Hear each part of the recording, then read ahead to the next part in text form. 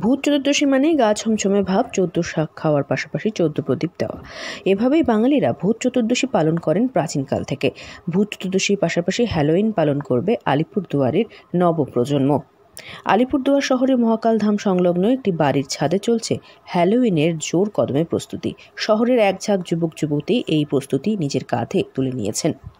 এটা আমাদের 7 নম্বর বছর ছাদের হাটের। প্রত্যেকবারই ভূত চতুর্দশীতে আমরা এই অনুষ্ঠানটা করি।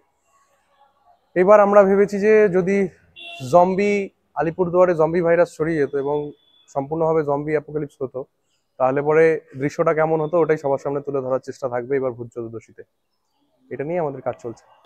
জম্বি অ্যাকচুয়ালি এটা একটা ফিকশনাল একটা ডিজিজ টাইপের আর কি, যেই ডিজিজের মধ্যে আর কি মানুষরা এই ভাইরাসে আক্রান্ত হয়ে গেলে তারা আর মানুষ থাকে না, তাদের মৃত শরীরটাই কোনোভাবে চলতে থাকে এবং তারা একে অপরকে তাদের স্যালাইভার থ্রুতে এটা ছড়ায়, যেটা জমিরা কামড়ায় একে অপরকে, তারপরে সেটা ছড়ায় যায়।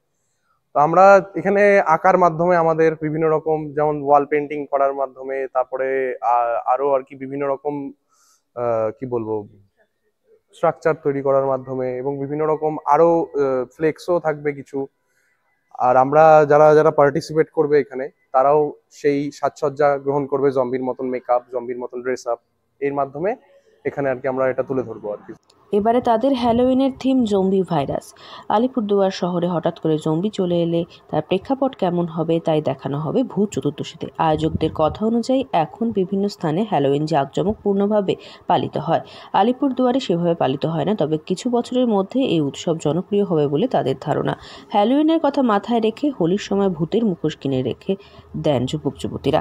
বাঙালি এবং ভূত দেখা নিয়ে নানান গা ছমছমে কাহিনী রয়েছে। এবছর ভূত চতুর্দশী শুরু হচ্ছে 19 অক্টোবর দুপুর 1:55 থেকে। ওই দিনই বিকেলে দিতে হবে 14 প্রদীপ। আলিপুরদুয়ার শহরে হ্যালোইনের এই অনুষ্ঠানে প্রবেশের মুখে থাকবে জম্বি সম্পর্কিত কাট আউট। বাঁশ, ফোম, আর্ট পেপার, রং দিয়ে সাজিয়ে তোলা হচ্ছে থিমটি। কস্টিউম প্রতিযোগিতা, ট্রেজার হান্ট প্রতিযোগিতা থাকবে বলে জানালেন আয়োজক সাগর গোস্বামী। আলিপুরদুয়ার থেকে অনন্যাদের রিপোর্ট, লোকাল 18 বাংলা।